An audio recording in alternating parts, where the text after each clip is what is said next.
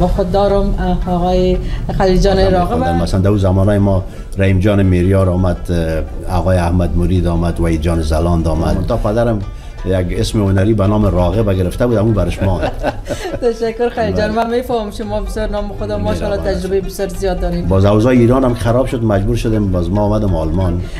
کدام خاطراتی داشته باشین از خدا بخش احمد ظاهر؟ والا خاطرات خوب بسیار زیاد. باور کنین که هیچ باورتان من یگان وقتی امرایش میبودم که طفلای گداییگر که میدید که بسیار ژولیده و با کالا و لباسای خراب بغل میگرفت و فکر مثل اولاد خود باره.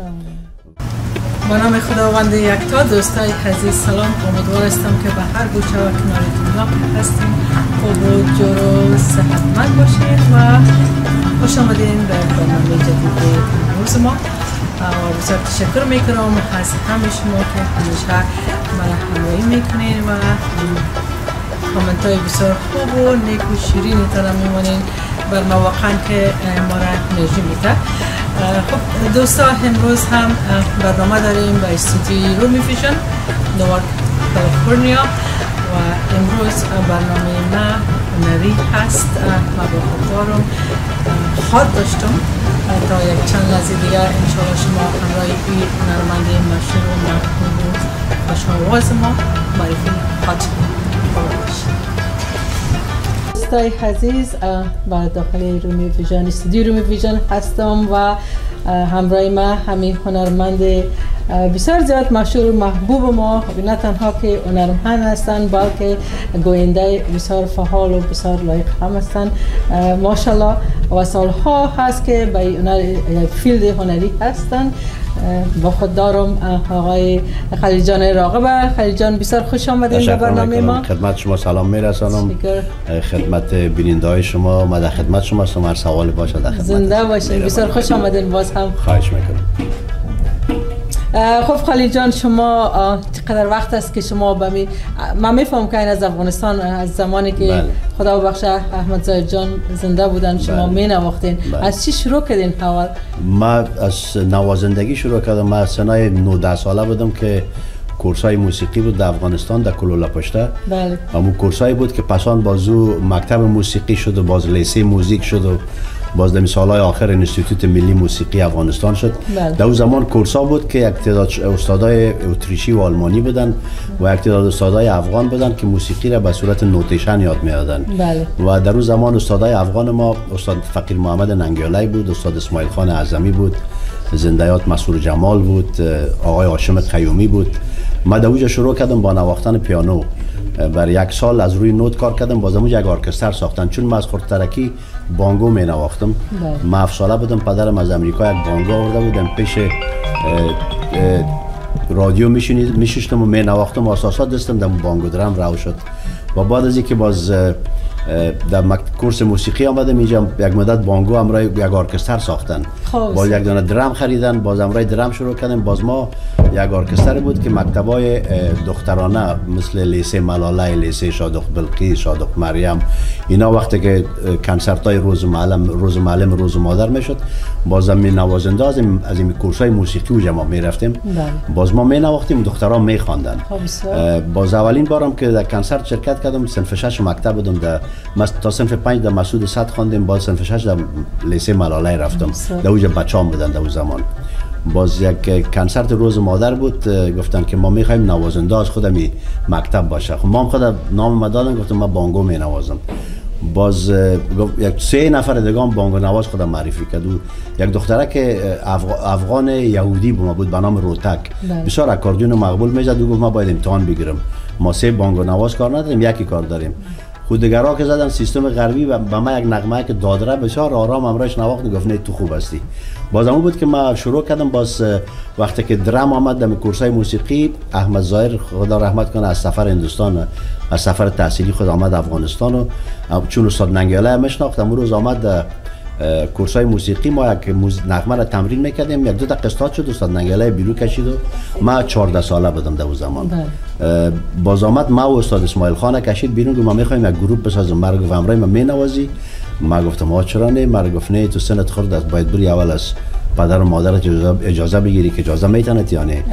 و شوق آمدم بر پدرم، گفتم پدر و مادرم بسیار روشن بود، گرچه ما اصلا از پدر و مادر از فامیل مجددی است، یک فامیلی که مثلا نسبتا تعصب داشتن. بله. ولی پدرم بسیار یک شخصیت روشن بود، خودش شاعر بود و یگان مضامین بسیار مقبول در اخبارای او زمان نشته میکرد. باز گفت نه 1000 دفعه میتونی. و بعد از اون سن 14 سالگی امرای احمد ظاهر شروع کردم ماشاءالله و نواختن درم. تقریبا حدود 6 سال امرایش کار کردم. و باز قبل از اینکه از افغانستان برایم یک 3 آهنگ در رادیو افغانستان خواندم و عضو ارکستر آماتور رادیو بودم. سالهای سال دیگرانه می رفتیم در دیپارتمنت موسیقی.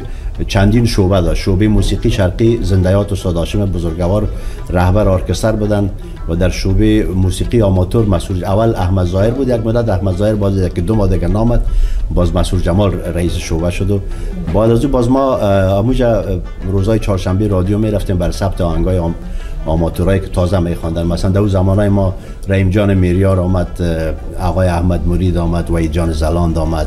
این آوازخوانی بودن در اون زمان که آمدن شروع کردن با آوازخوانی. و دیگه این رقم باز یک بورس تحصیلی گرفتم در رشته تلویزیون و سینما. وقتی بود که نو در افغانستان هم برجای تلویزیون سر کد درست میکردن و من بورس گرفتم، رفتم گفتم در رشته درس بخونم پس در وطن بیام خدمت کنم. رفتم درسم خلاص شد، ولی متاسفانه وقتی درسم خلاص شد در افغانستان انقلاب شد.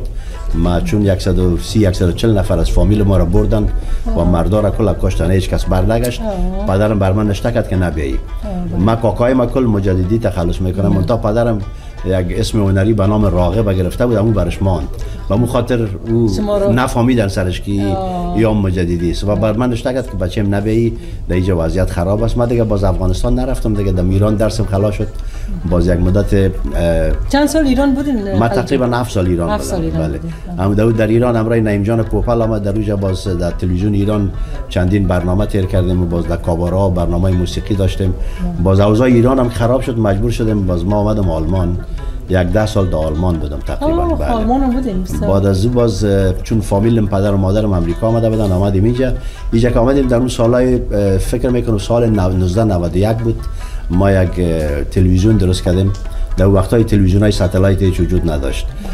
از طریق دفتر خود کیبل منطقه باز رفتیم گپ زدیم، گفت یک 6 نفر یک تیم داشته باشین میتونین که یک برنامه داشته باشین. باز برنامه تلویزیون صدا و سیمای افغانستان یک برنامه درست کردیم، هفته 1 ساعت داشتیم. بسیار بیننده زیاد داشتیم، هنرمندای بسیار زیاد آمدن، مصاحبه‌های زیاد در روز زمان کردیم و بسیار شخصیت‌های که حالا بسیار چهره‌های شناخته شده مثل دکتر فرید یونس از همون تلویزیون ما آمدن، روز هفته 1 دفعه 5 دقیقه یک برنامه داشتن، برنامه دینی. و تا اینکه باز در سال 2016 تلویزیون‌های ساتلایت برآمد، باز ما دیگه در رقابت قرار گرفتیم. ببخشید در سال 2007 در 2007 دیگه باز ما تلویزیون ما استاپ شد و فعلا هم در تلویزیون آریانا افغانستان در اوایل یک برنامه داشتم به نام 5 ستاره و بعد از او باز یک برنامه به نام گنجینه هنر داشتم. ولی چندین سال است یک برنامه به نام رنگارنگ دارم که برنامه مختلف است دیگه، از هرچه برسمانی است. برای مختصر مفید کل جریان. بله گفتید. فکر کنم دیگه سوال نمانده باشه. تشکر خیلی جان. من میفهمم شما بسیار نام خدا ماشاءالله تجربه بسیار زیاد دارین، بسیار موفق هستین، همه مردم شما رو دوست دارن. لطف شما. چند سال از امریکا هستین خیلی جان؟ ما تقریبا 32 سال میشه که امریکا هستم. بله. ما همونطور که گفتم 20 ساله بودم، 21 ساله بودم که از افغانستان برآمدم. باز آلمان رفتین؟ جرمنی؟ اول ایران رفتم. ایران باز جرمنی. یک 7 سال ایران بودم، با 10 سال در جرمنی بودم دیگه. تقریبا 32 سال میشه که در امریکا هستم. کل عمر با مهاجرت. متاسفانه بسیار آرزو داشتم. در سال 2003 بعد از 30 سال افغانستان رفتم. البته یک سفر کمکی بود، چرا در مسائل کارهای خیریه هم بسیار ما همکاری کردیم، فعال بودیم. امرای مؤسسه اطفال جنگ زده همکار بودیم. یک مکتب بود در شمال که از یک حوض گلی او میخوردن طفلا. ما خواستیم که یک پیسه جمع کنیم بریم اونجا یک چای عمیق برشان بکنیم. ما این کارو کردیم، موفق شدیم. یک سفر داشتم که برای 2 هفته رفتیم و این کار کردیم دیگه برگشتیم. فعلا هم مثل بقیه مهاجرین مثل شما همگی کلگی ما زندگی میکنیم. بله. امیدوار هستیم که یک روز برسه که وطن ما آرام و آباد شود، کلگی برگردیم به وطن. اگر ما زنده باشیم، ما خود از ما گذشت دیگه، اولادای ما در اینجا کلان شدن، فکر نمیکنم کسی دیگه بره. ان شاء الله خیر باشه. کاش میکنم تا ریشه در آب است امید ثمره است. بله. کدام خاطراتی داشته باشین از خدا بخشه احمد ظاهر؟ والا خاطرات خوب بسیار زیاد دارم. ما تقریبا همونطور گفتم نزدیک 7 سال امرای احمد ظاهر همکار بودم. احمد ظاهر شخصیت بسیار عالی داشت. احمد ظاهر زیادتر به آهنگایش مردم بسیار علاقمندش هستند. اولی که احمد ظاهر آهنگای بسیار قشنگ و زیبا میخواند و تعداد زیاد آهنگایش کمپوزای خودش است. از دیگه کمپوزیتورام زیاد خوانده ولی زیادترین آهنگا کمپوزای خودش است. انتخاب شعر بسیار عالی داشت، صدای مقبول داشت.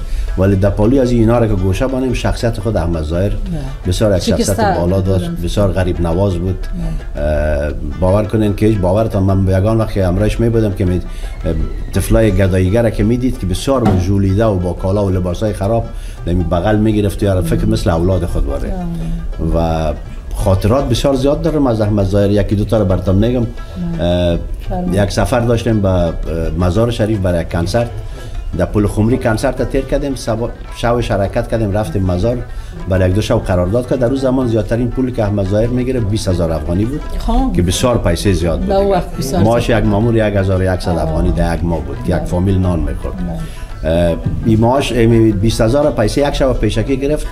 گفت بریم آمدیم طرف کابل، گفت بریم یک زیارت. رفتیم زیارت حضرت سخی. همونجا بیسا کلش در جیبش 20 افغانی نوتای 20 افغانیگی بودن، 20000 افغانی. از زیارت که برآمدیم گداییگرا در مزار شریف، در زیارت مزار شریف بسیار زیاد است. همی هر کی می آمد می کشیده رو به این بته با در موتر کشیدیم. این سر جلو بود یک بندل 20 کشید. گفت امیر حساب گفتم. گفت چقدر؟ گفتم 800 افغانی. گفت همین است و بس.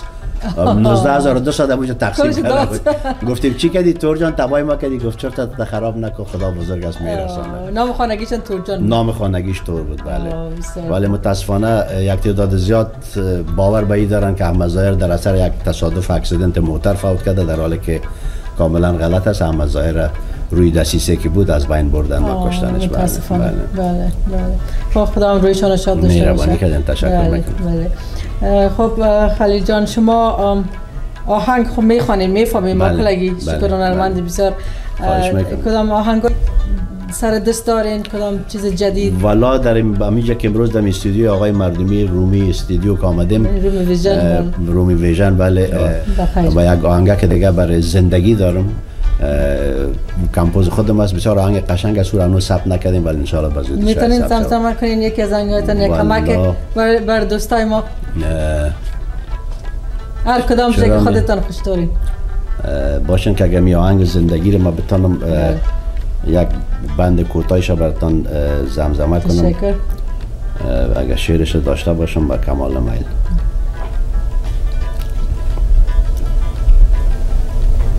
برنامه شما از طریق یوتیوب پخش میشه؟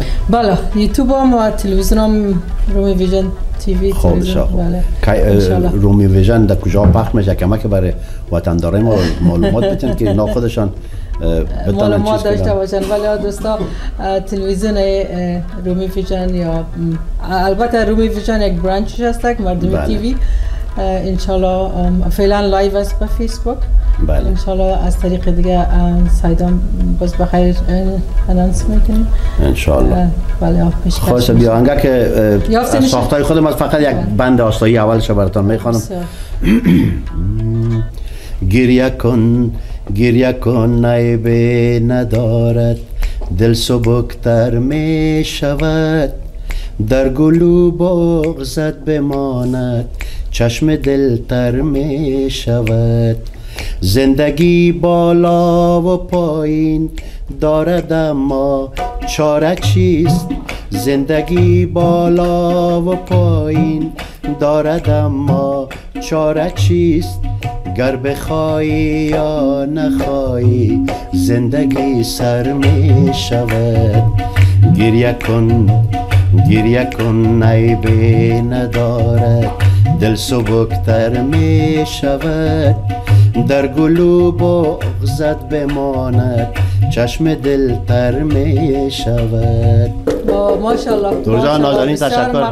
قربان دوستای مقبولتان. بسیار تشکر. تشکر جان. بسیار آهنگ مقبول، آوازی بسیار قشنگ، نام خدا ماشاءالله موفق باشین. تشکر از اینکه ما را در برنامه مقبولتان دعوت کردید. خواهش میکنم خیلی جان، خوش هستم که شما را دارم.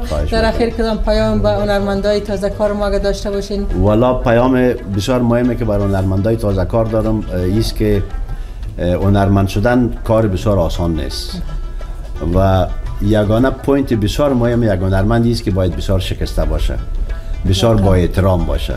متاسفانه یک تعداد هنرمندا، کلشان نمیگم، هنرمندای جوان ما بسیار هنرمندای با احترام هستند، یک تعداد اما احترام یک کمک دور میمانند. هنرمندای سابقه دار خود باید بسیار احترام کنند، برای اینکه موسیقی واقعا اصلیت موسیقی احترام است، رسپکت است و این اگر در موسیقی ما نباشه متاسفانه موسیقی ما از بین میره. ما بسیار استعدادهای بسیار خوب داریم، جوانایی هستند که به حد و به اندازه عالی میخوانند، ما بسیار کلشان دوست دارم و برشان آرزوی موفقیت میکنم. فقط خواهشم از اونایی است که همیشه شکسته باشن، با یک آهنگ که به شهرت رسیدن در آسمان را نرن، در زمین را برن و احترام داشته باشن به همدیگر، همدیگر پذیر باشن و مثبت فکر کنن همیشه. بسیار مسیج خوب، پیام خوب. بسیار زیاد تشکر خالد جان از وقت شما. خواهش میکنم. تشکر از شما خانم فیروز. ان شاءالله که به تماس می باشیم ما و شما و یک شهر زندگی. قربانتان. تشکر میکنم. زنده باشین. خدا نگهدار. خب دوستای عزیزی بود برنامه امروز ما از استودیوی رومی ویژن چنل یوتیوب لیلی فیروز.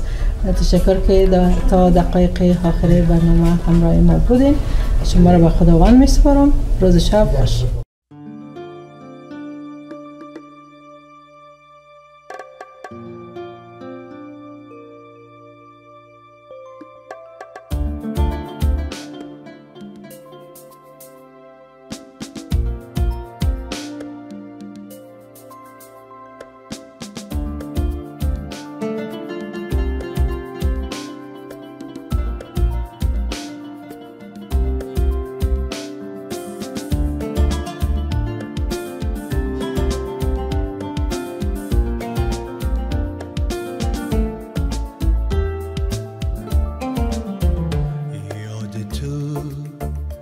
ای عزیزم در دلم زنده است، یاد تو ای عزیزم در دلم زنده است، جلوه خاطراتت در شبم تابنده است، جلوه خاطراتت در شبم تابنده است.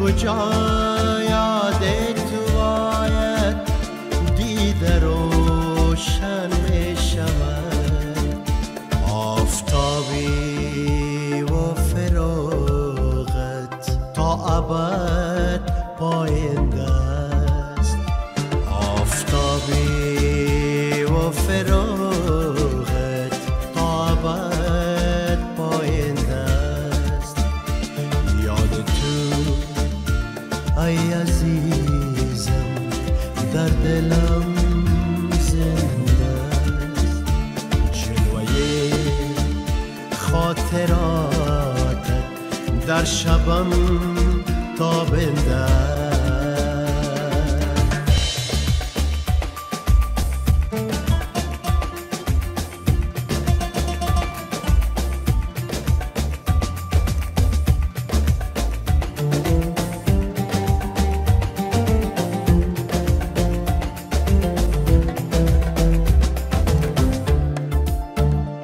همچو مطر لاله ها در وادی سبز امید، همچو مطر لاله ها در وادی سبز امید، عشق تو در جام قلبم آتش افکنده است، عشق تو در جام قلبم آتش افکنده است.